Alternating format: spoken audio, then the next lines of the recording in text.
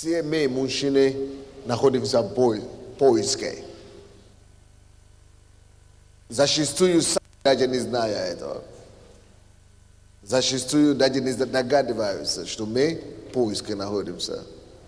Вообще все человечество в поиске, но мужчины в особенности. И когда вы видите мужчины, которые хотят постоянно что-то делать, героизм проявлять, это потому что он в поиске. Когда вы видите мужчину, который ищет постоянно горы покорять и приключения, откуда желание приключаться рождаются? Потому что мы в поиске. Что-то нас толкает пробовать все. Помните, когда вы первый раз решили заниматься сексом вне брака, чтобы открыть себе что-то? Поиск. И женщины тоже, но мужчины особенно. Мы в поиске, мы ищем что-то. Хорошо, мы это уже вроде бы покорили эту горы. Это уже понятно, да? Надо деньги или что-то другое. Мы постоянно в поиске. Каждый день мы не знаем, что мы ищем, но хочется что-то искать. А если мы что-то не ищем, мы в депрессию попадаем. Проблема. Что же мы ищем? Что толкает нас? Во-первых, нас толкает натура наша,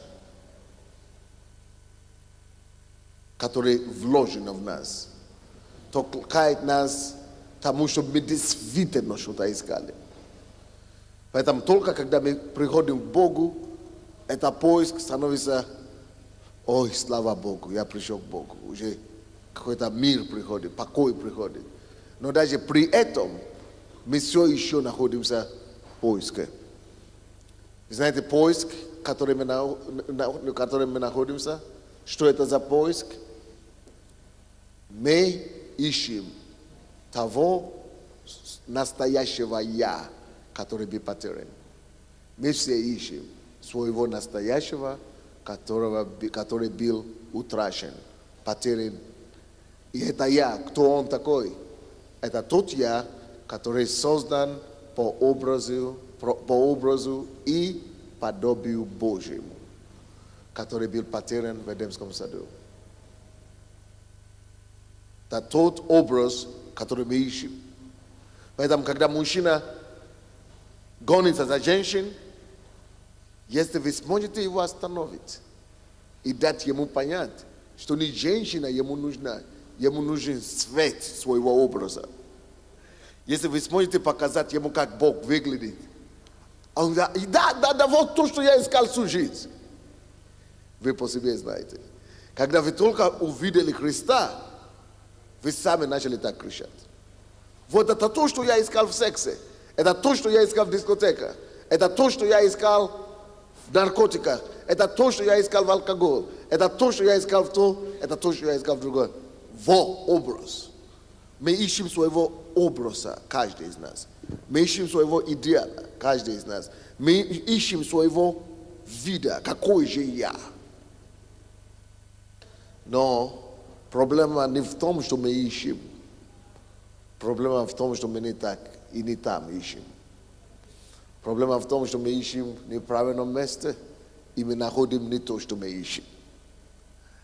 Итак, то, что действительно толкает нас, и то, к чему наше рвение толкает нас. Допустим, когда я был в миру, это выражалось для меня, это поиск. Выражалось в том, чтобы постоянно какие-то женщины обманывать, да? И покорять. И этим показать, что ты мужик, да? И я знал, что такие тоже сидят. Обманывать того, одну, другую, и как раз начинают посчитать. Они даже не знают, что ты их считаешь. Они думают, что ты их единственный любишь, да? А ты их посчитаешь, сколько уже штук уже прошло через тебя, потому что ты герой такой большой. И начинай хвастаться, насколько тебе удается такие подвиги совершать. А это проблема. потому что мы ищем. И что мы ищем? Мы ищем того своего «я», где я мог себя чувствовать. Вот я дома, вот я счастлив, вот я в полноте, вот я на вершине. Это когда мы находим Христа так, лицо к лицу. Когда мы начинаем понять, что мы можем просто быть самим собой во Христе, счастлив, не надо пить, не надо курить, не надо колоться, не надо блудить, и все равно я на высоте в нем. Когда это приходит? Когда мы находим себя в нем. Мой вопрос к вам сегодня: в этом поиске, в этом приключениях, вы в нем уже приключаетесь, путешествуете, или вне него все еще, или вокруг него все еще. Потому что мы все еще сейчас тоже ищем. Поэтому написано, чтобы мы искали Бога всем сердцем нашим. Если вы будете искать меня всем сердцем вашим, вы найдете меня. Вы найдете меня, если вы будете искать меня всем сердцем. Я откроюсь вам, если вы будете. И даже во Христе Иисусе поиск все равно продолжается. Но поиск чего? Поиск образа Бога. Поиск откровения Бога. Поэтому я, несмотря на то, что я бизнесмен, несмотря на то, что я строитель, несмотря на то, что я инженер, я учитель или я врач, но в моем духовном человеке я-то понимаю, что просто заниматься врачебством, это же меня не восполняет. Только заниматься строительством, это же моего внутреннего человека не удовлетворяет. Только заниматься профессионализмом, это же меня внутри же не наполняет. Я это понимаю. Поэтому даже во Христе, будучи профессионалом в чем-то, каком-то деле, поиск все равно продолжается. И в чем это поиск? Теперь, когда мы уже во Христе, мы начинаем искать, простираться в Бога, чтобы постигать Его, чтобы понять Его, чтобы познать Его, чтобы цепляться за Него, чтобы понять Его шире. Допустим, когда мы приходим к Богу, это одно уровень познания. И это уровень, то уровень, который мы называем уровень просто познания, реализация, то есть осознание. Когда мы начинаем просто понимать, что слушай, Бог есть, я с Ним встретился. Но это еще не значит, что я познал Его образа. Это еще не значит, что я познал Его характер. Это еще не значит, что я познал Его мысли. Это еще вовсе не обозначает, что я могу быть такой, как Он. Это еще не обозначает, что я могу подражать Его. Это еще вообще не обозначает, что я могу каждый день цепляться за Него. Это еще не обозначает, что я каждый день уже в Нем и в Нем только. Нет, то, что мы покаялись, мы пришли в церковь, это просто осознание прежде всего. Это прежде всего осознание, что есть Бог. Мы зазвучился звонок, то есть колокол раздался, что проснись, есть Бог. И Господь, мы радуемся. Но это как раз должно послужить началом поиском. Началом, когда мы должны начинать по-настоящему погружаться в Нем и в Него, искать Его, чтобы теперь начинать понять, что оказывается, Он возле меня. Оказывается, что Он во мне. Оказывается, что Он рядом. Оказывается, что я могу в Нем углубляться. Я могу знать Божьи черты. Я могу знать Божьи характеристики. Я могу знать Божьи понятия. Я могу понять и постигать то, что Ему нравится, то, что Ему не нравится. Потом я могу стать Божьим любимцем. И в конце концов, я могу стать Божьим отражением. Бог может быть нарисован во мне. Я могу быть рисунком Бога. Я могу передать Бога. Я могу быть отражением Его. Потрясающие вещи. Это путешествие в Бога. Поиск это будет. No, jest niektóre ludzie, którzy przychodzą w Bogu, но уже в Боге, но мы перестаем познавать Бога. И что происходит? Мы продолжаем ходить по мукам. Мы приходим в церковь, но это всего лишь одно из занятий наших многочисленных. То есть мы продолжаем быть зависимы и от того, и от порнографии, и от блуда, и от курения, и от чего-то, и от работы, некоторые зависимы от работы, да. Мы продолжаем быть зависимы от чего-то. Почему? Потому что мы продолжаем искать подкрепление, мы продолжаем искать радость, мы продолжаем искать облегчение, мы продолжаем искать смысл жизни, мы продолжаем искать суть. В том, чего сути нету. Суть заключается в том, что, слушайте, мы все с вами были похожи на Бога. Мы были похожи на Бога абсолютно все. Мы все с вами были Его копии. Мы все с вами, когда до грехопадения, мы были отражением Его.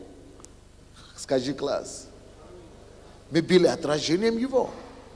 Мы были такой же, как Он. Мы могли посмотреть себя на зеркало и увидеть Бога там.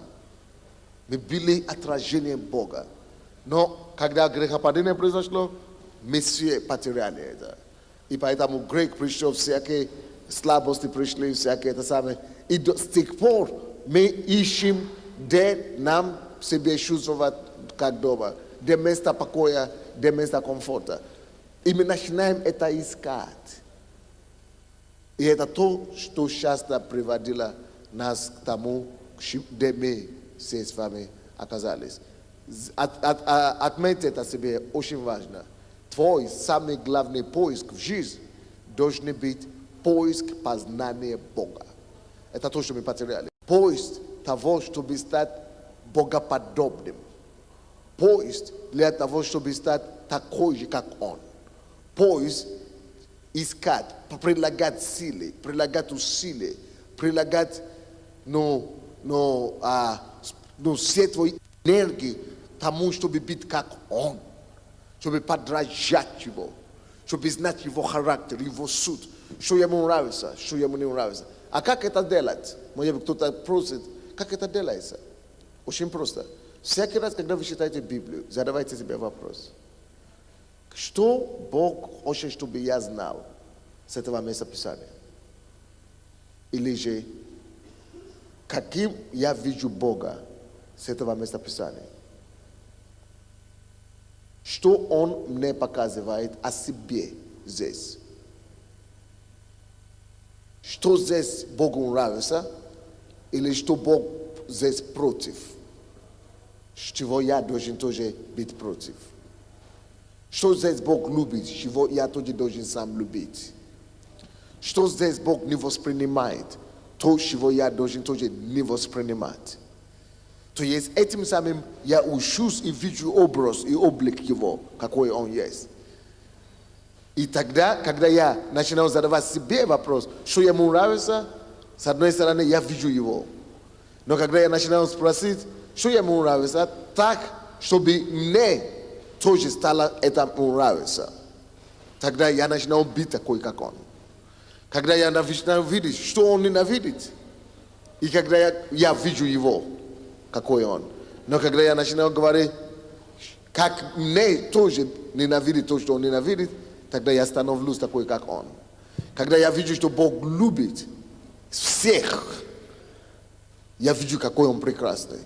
Но для меня, с другой стороны, начинает доходить. Понял, значит, и я должен, раз я ищу свой образ, Он любит всех, я в Его образе вижу себя, в Его свете видим свет. Он любит всех, понял, значит, и я должен любить всех. Он прощает. Даже те, которые ошиблись и грешили. Понял, вижу себя, каким я должен быть. Значит, и я должен прощать всех. Какие бы они ни были, что бы они ни делали против меня. Класс, я нахожу себя. Я становлюсь таким, какой. Слушай, Бог Как он терпел Израиль? Ну, вижу. Он долго терпеливый. Да. Но поэтому не только по Израилю я могу понять, что он долго терпеливый. И по моей жизни тоже. Я смотрю, ну сколько раз я это самое. Да, подводил его серьезно. И меня тут прощали, терпел столько. Все. Я вижу, какой он. Он долго терпеливый. Этим самым, с другой стороны, смотрю на него, это как отражение. И я должен кого видеть? Себя. Кем я должен стать? Если он долго терпеливый, так, понял. Значит, и я должен стать людям долго терпеливым. То есть, если я вижу, что он сострадательный, он видит людей в нужде, он идет молиться за них, он прикасается к ним в Новом Завете или в Ветхом Завете, он помогает людям. Значит, я начну себя задавать, какой он? Вот таким я должен быть. Значит, я должен быть мягким к людям, помогать людям. Он помогает слабым, он подкрепляет немощи, он поднимает те, которые падают. Теперь понял, почему надо терпением относиться к женщинам.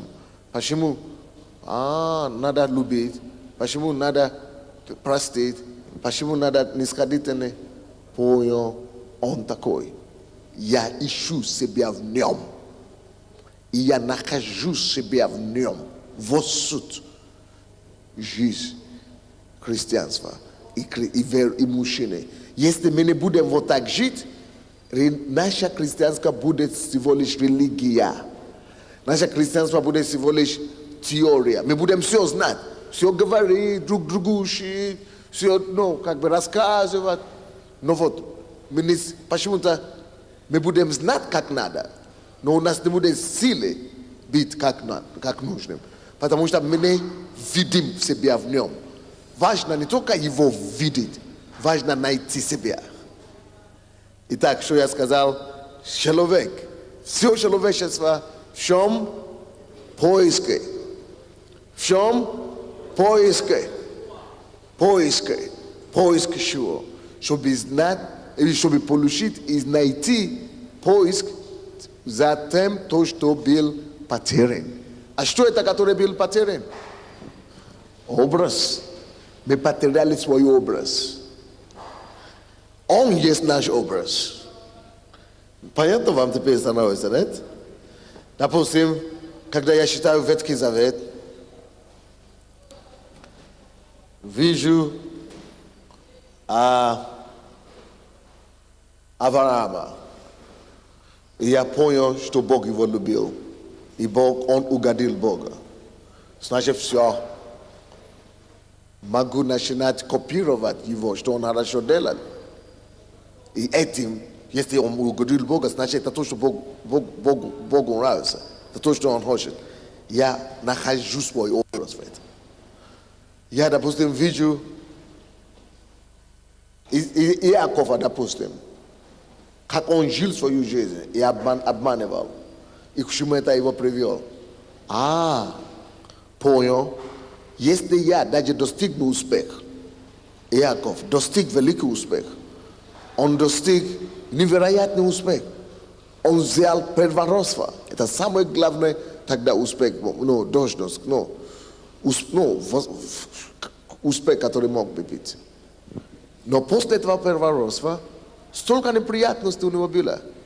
Даже жену, 13 лет пришлось ему отработать. Все то, что он работал, за чего он работал, и от него это собирали. Боже мой, проблема. Все. Он был изгнанником. Понял. Значит, ложью и обманом мне ничего не стоит достигать. А то я полжизни расплачиваю за это потом. Понял. Я вижу себя. Образ, каким я должен быть. Значит, я не должен вот так жить. Это не ценности для меня. То есть моя ценность становится порядочность, искренность, честность.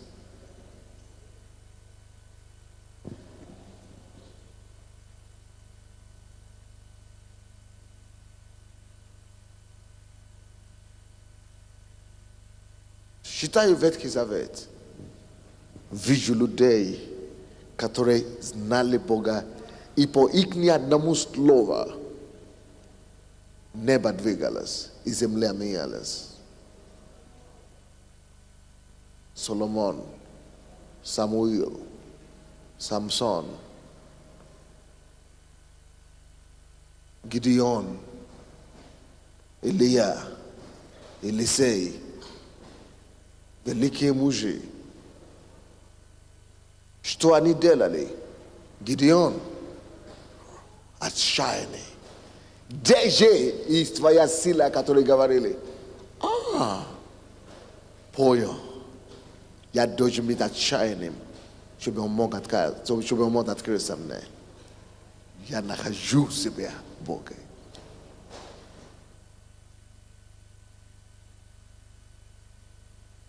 Мне открывается принцип его. Значит, если я буду таким отчаянным, он был настолько отчаянным, что он бросал весь в Богу. Где та сила, которую нам рассказывали? Я не успокоюсь, пока я не увижу то, о чем мне рассказывали отцы наши. А я же тоже, не только мне рассказали, я столько сам уже знаю, сколько Бог уже сделал в Библии, считаю. Почему это не может произойти в моей жизни? Мой ключ тому, чтобы тот же самый пережил, что они пережили. В его свете мы видим свет. Поиск, который дает мне себя находить в нем. Поиск, который мне ставит в лестнице в нем. Поиск, который поднимает меня и приближает меня больше к нему. Поиск, который показывает мне через его Библию, как я могу стать самым великим и почитаемым человеком на земле, только видя его и стремясь быть таким, как он.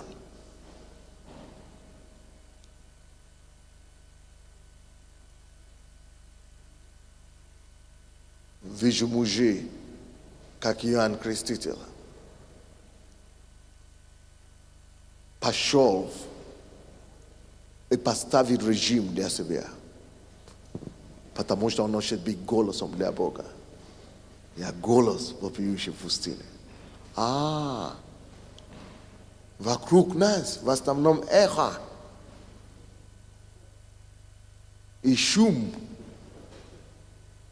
Среди шума мира сего. Шум, всякие звуки. Как стать голосом? Види лица.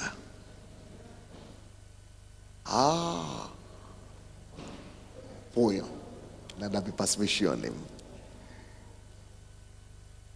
Он настолько быть посвященным, отрекся от повседневной жизни.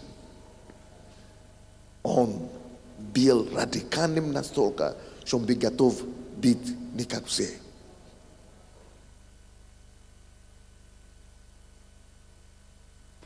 Он был готов быть изгоем. Он был готов быть нестандартным. Oh my God.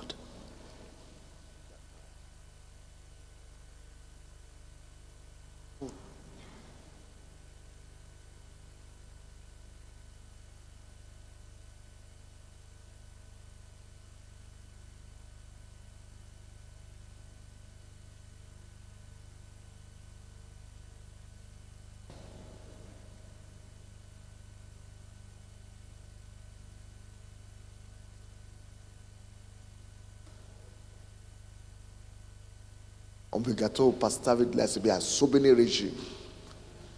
О, Иисус.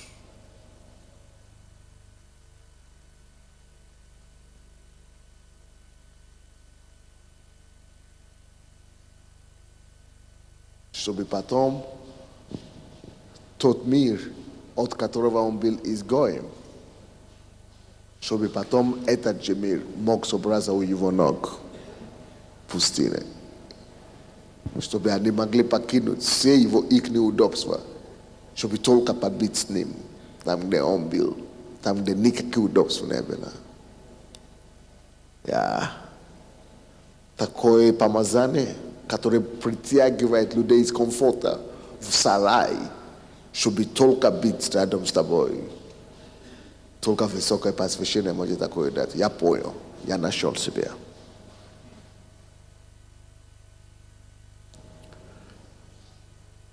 Мужчины, которые с амбицией, хотят найти себя. Кто-то говорит, я хочу стать политиком. Кто-то говорит, я хочу стать президентом. Кто-то говорит, я хочу стать миллионером. Кто-то говорит, я хочу стать влиятельным. И я вижу, смотря на его свет, я вижу себя в его свете. Поиск. Когда этот поиск продолжается по Библии, вижу Даниила.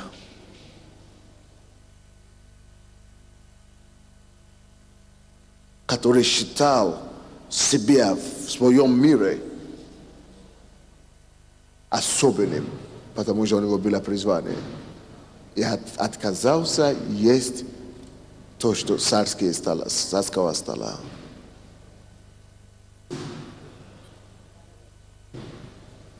Дисциплина. Ой, как отречься, когда стол накрыт? Как не брать, когда стол накрыт? Дисциплина.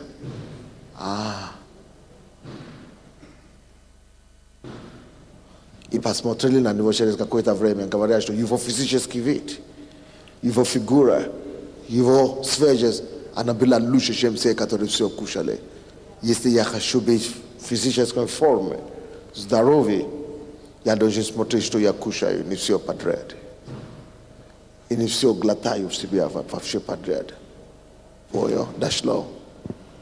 Дальше. Если я хочу быть особенным от мира, я не имею права быть такой, как они. Кушать все подряд. То есть информация, не только физически, но быть другой, значит жить по-другому. Ага, понял. Когда это все закончилось, нашли его 20 раз умнее. Говорят, что он учил не только учебники и книги Вавилона. Он занимался сам по своей собственной программе тоже. Библейские принципы. Понял. Хочу быть лучше все. Дисциплина. Отличаться от мира, от всех. И параллельно брать все, что у мира есть, и брать все, что у Бога есть. Понял. Принцип. Если я хочу править над миром финансово. Потому он стали правителем земли. И Бог тоже нам открывает это, что мы все можем стать правителями с Ним в земле. Это здорово. Поиск. Но многие из нас, друзья, мы поиск, что наш настоящий поиск – это за деньгами. Люди тоже в миру ищут и находят деньги, потом куда это приводит. Мы думаем, наш поиск – это за успех, позицию и должность. Well, какую должность ты хочешь, которую люди еще не достигли в миру? Что там есть? Это не наши поиски. Это то, что мы тоже занимаемся там в миру, достигаем эти успехи, но не там мы находим себя, не там мы реализуем себя по-настоящему. Там мы приходим, чтобы покорять землю, покорять мир.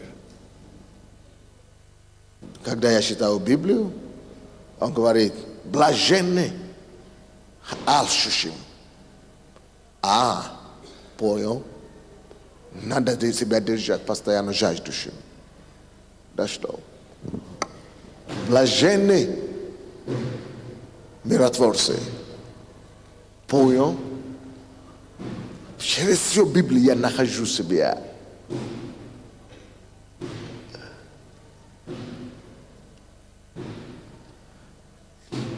вот это и должна стать основой нашей всей жизни, как мужчины. Строить свою жизнь, свою семью на основании стандарта Бога.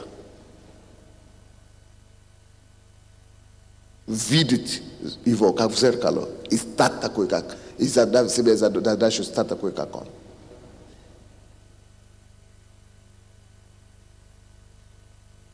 Вот суть жизни. И там, в этом поиске и попытке подражать его и быть такой, как он, исполняюсь, осуществляюсь, становлюсь счастливым. Непонятно вам? Мы в поиске все равно, но поиске, допустим, за деньгами несчастлив. Поиске за женщинами не исполняюсь. Поиске по правильным путям, поиске в Боге исполняюсь. Потому что я там нахожу себя, я вижу себя, и я становлюсь такой, как я должен быть. Поэтому Иисус говорит в таком случае: тот, кто строит свой дом, тот, кто слышит мои слова и делает, подобен на человека, который строит свой дом на камне. Почему? Он видит Бога. И не только видит Бога, как Бог есть, или как Слово Божье есть, но он делает. Мы делаем. Тот, кто видит и делает. Тот, кто подражает, мы строим, мы находим себя и меняемся в его образ. Он будет подобен на дом, который построен на камне. Он находит себя. Он становится таким, как он был изначально сотворен. Смысл нашего христианского хождения должна быть именно в этом заключена. Я в нем путешествую. Я поиске Бога, познаю Бога, вижу себя в нем, постараюсь видеть себя Божьим и меняюсь в его образ, становлюсь так, как он. Вот это, таким образом, я максимально счастливый. Допустим, он говорит, есть только одна заповедь – любить.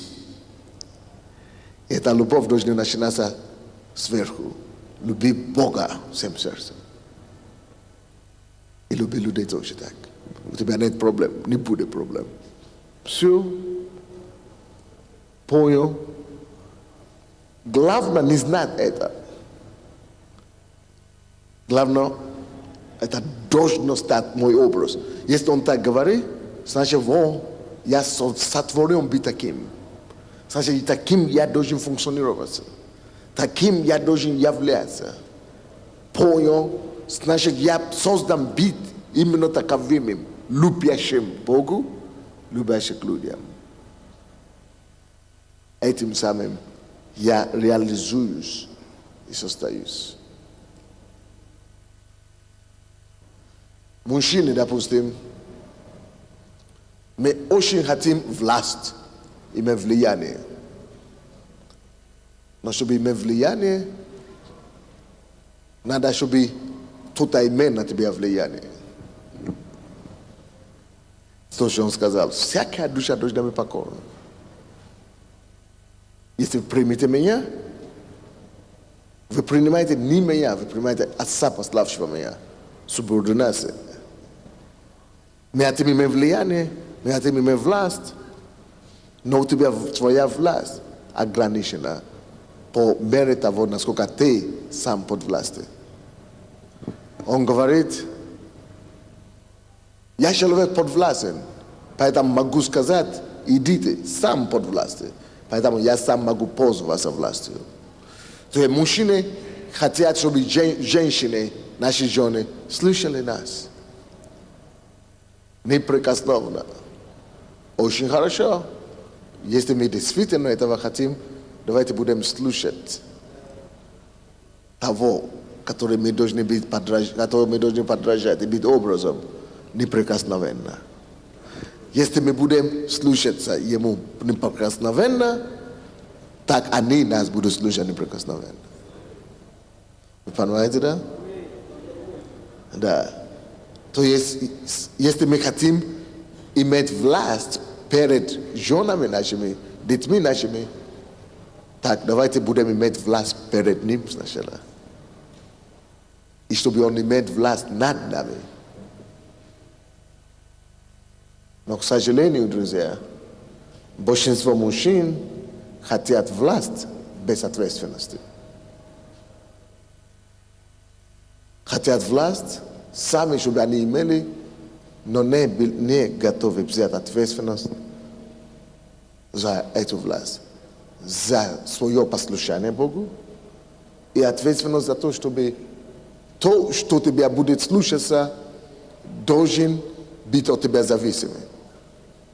Допустим, если я хочу иметь власть над моей женой, даже если она согласится и будет слушаться меня, так взамен мне дается власть, авторитет, но если она не увидит взамен этого авторитета, она не увидит заботу, она не увидит, что я беру ответственность за нею. Я теряю это через 5 минут. То есть, если кто-то уступает мне, слушается мне, если он слушается мне, если он следует за мной, я говорю, следуй за мной, это значит, он думает, что я его приведу куда-то.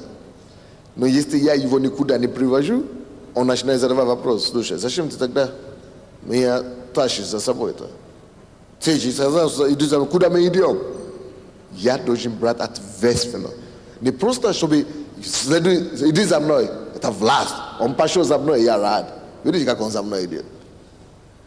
Но если я не буду брать ответственность, что я должен его куда-то привести, я скоро теряю этот авторитет, эту власть. Ну, как вам это сказать? Допустим, моему ребенку я говорю: я хочу, чтобы ты слушался меня. Если я говорю: я хочу, чтобы ты слушался меня, сиди здесь, пока я здесь, на сцене. Так? Сиди здесь и слушай меня. Если я уйду, меня не будет. Если я скажу: сиди здесь, пока я должен также иметь хорошо, власть есть, слушайся, но тогда у меня получается ответственность быть здесь, чтобы видеть, что он никуда не уходит. Если я уйду отсюда, я не знаю, что потом нет ответственности, теряю эту власть. Я должен брать ответственность. То есть взамен происходит. Вот, подумайте, где вы хотите иметь ответственность? Где вы хотите иметь авторитет? Допустим, где вы хотите иметь власть? Вы хотите иметь власть над деньгами? Значит, вы должны иметь ответственность. Вы должны быть ответственным. Что значит быть ответственным в области деньга? Это значит, что быть грамотным.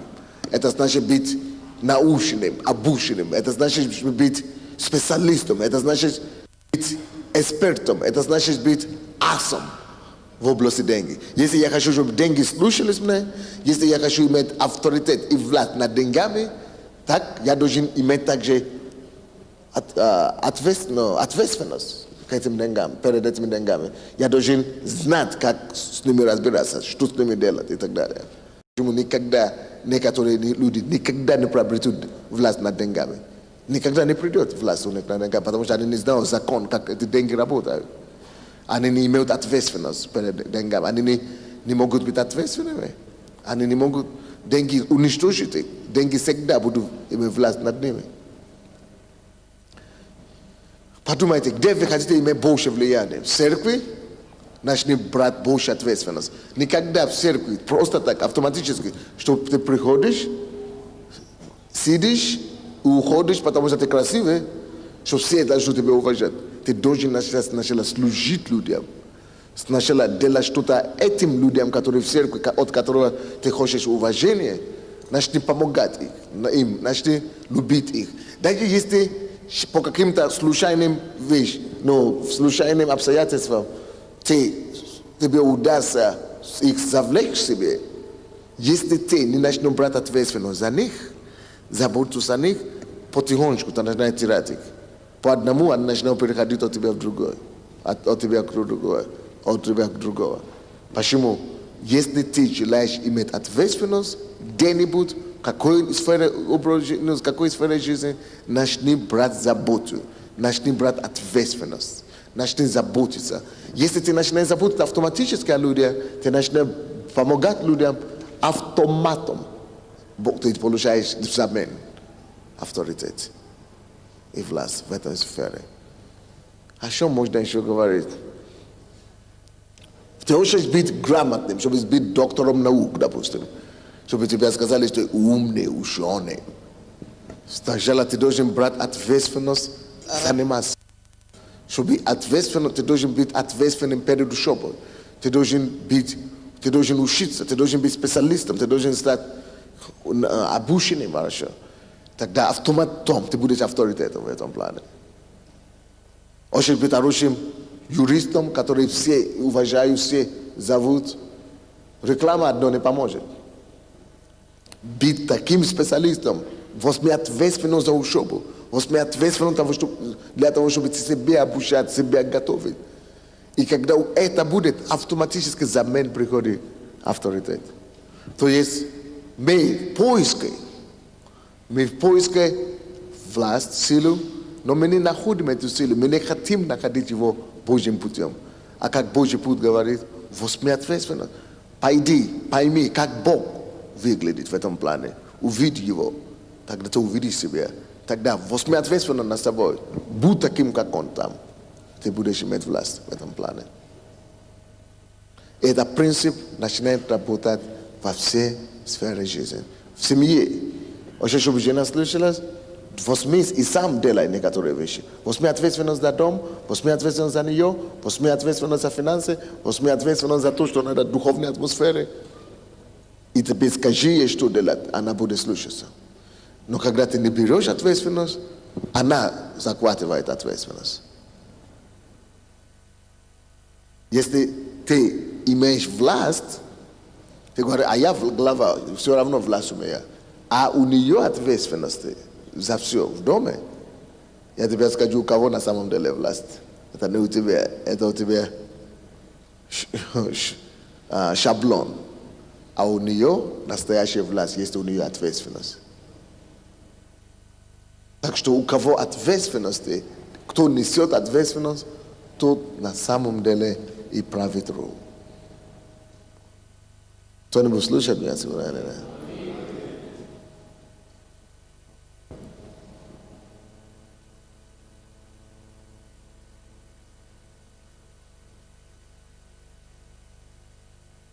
Итак, мужчины, которые желают, чтобы жены слушались им, вы поняли, что должны взять ответственность, чтобы они были послушны Богу.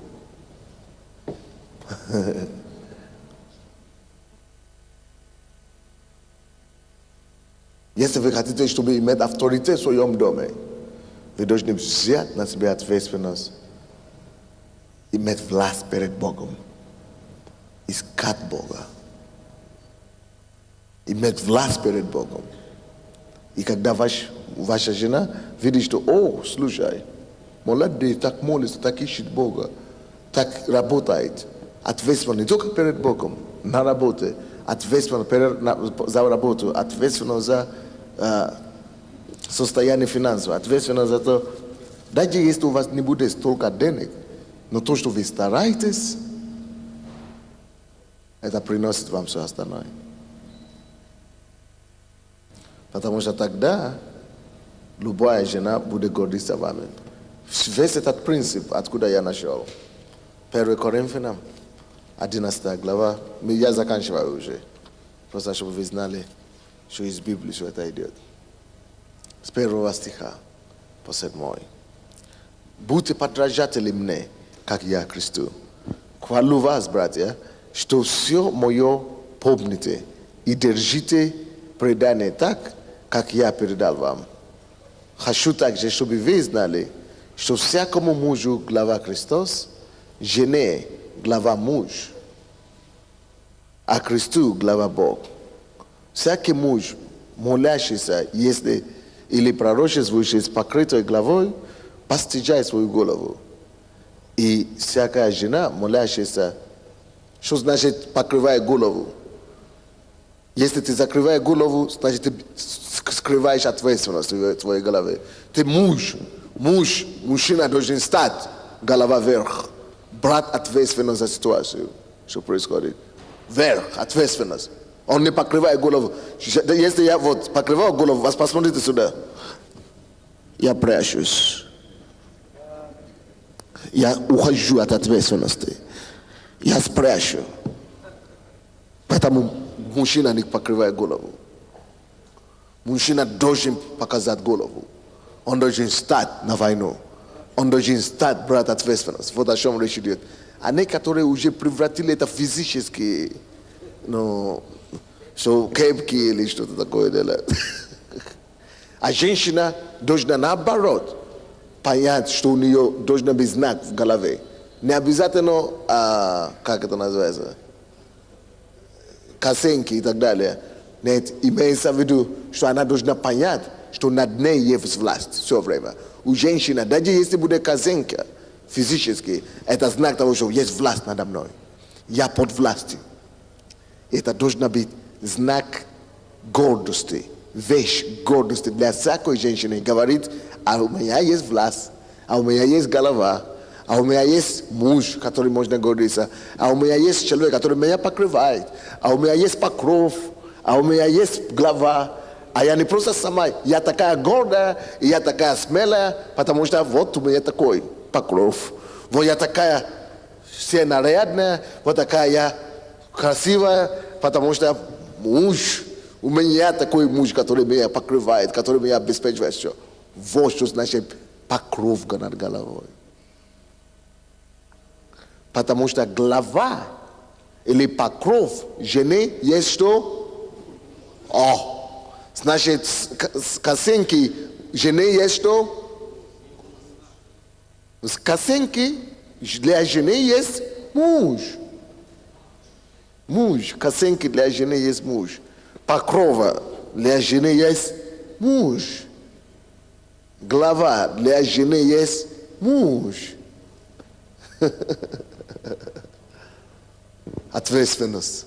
Но если муж не берет ответственность, не покрывает вот так, жена вынуждена скрывать шапку, косынки и сама быть главой. Это не норма. Нету порядка там. Проблема там начинается. Все. Перекосять.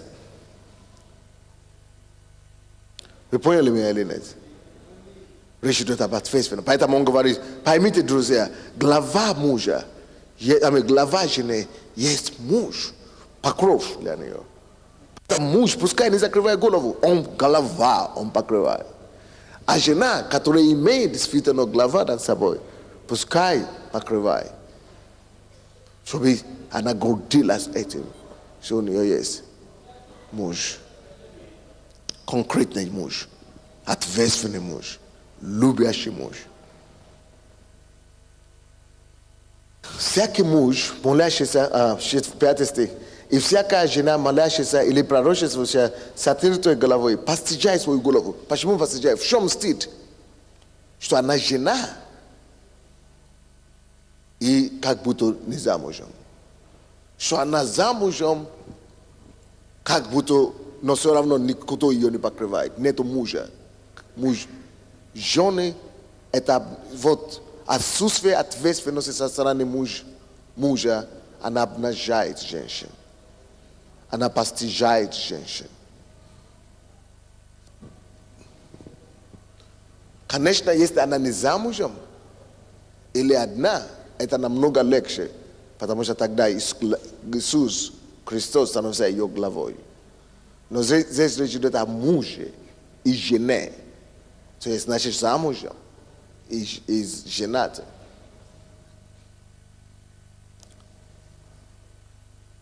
Постижай свою голову, ибо это тоже, как если бы она была бритая. То есть без головы, без покрытия, без мужа, без авторитета. Стыдно. Это... Представьте себе женщину, если она бритая.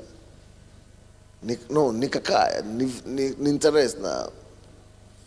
Тошнит.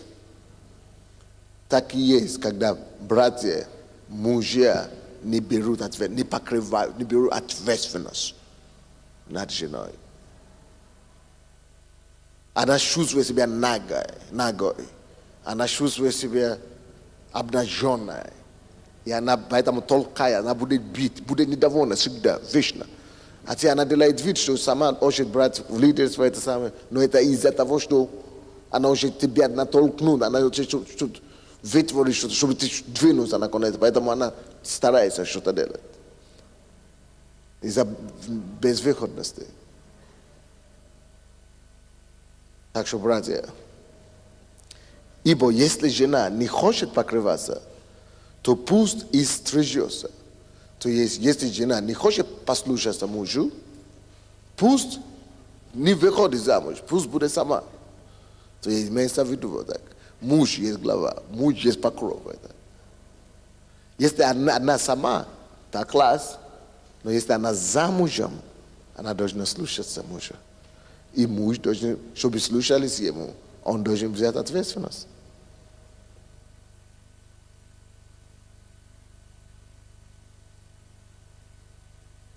А если жене стыдно быть остриженной или обритой, пусть покрывается, пусть послушается, пусть будет под мужем. Ибо муж не должен покрывать голову, не муж должен стать под одеялом, под кепкой, под юбкой. Потому что он есть образ и слава Божия. А жена есть слава мужа. Жена должна гордиться, что муж у нее есть. И демонстрировать это.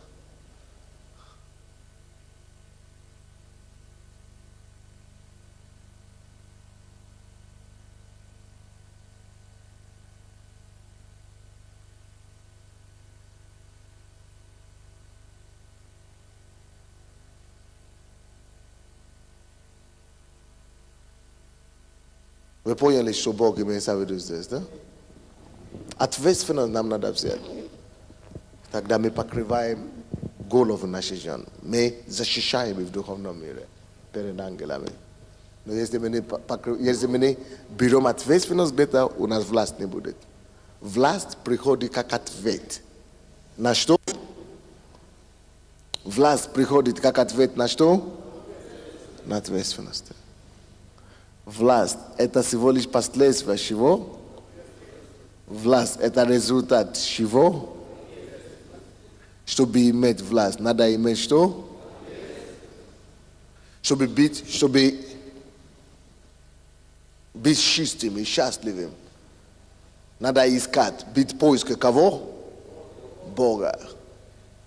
И найти чего?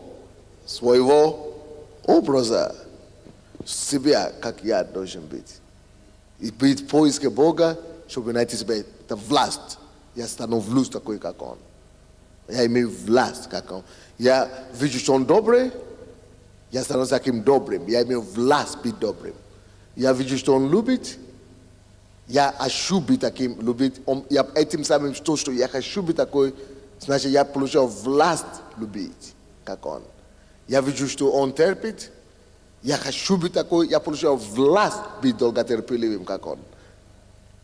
Ответственность дает власть. Беру ответственность, что я хочу быть таким. Аминь. Вот так мы должны читать Библию. Вот так мы должны строить наши молитвенные жизни, что мы хотим его видеть, чтобы быть такой, как Он. Мы видим, какой Он есть, потом выставляем себе условия, что Господь, помоги мне быть такой, как Ты. Мы видим Его, чтобы получить ответственность, взять ответственность, что я хочу быть таким. Тогда эта ответственность превращается в власть, стать действительно такой. Давайте встанем.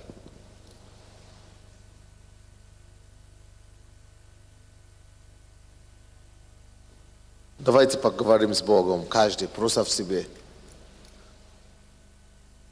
Где вы хотите иметь власть? В семье, на работе, в финансах, образовании, Нужда нам иметь сначала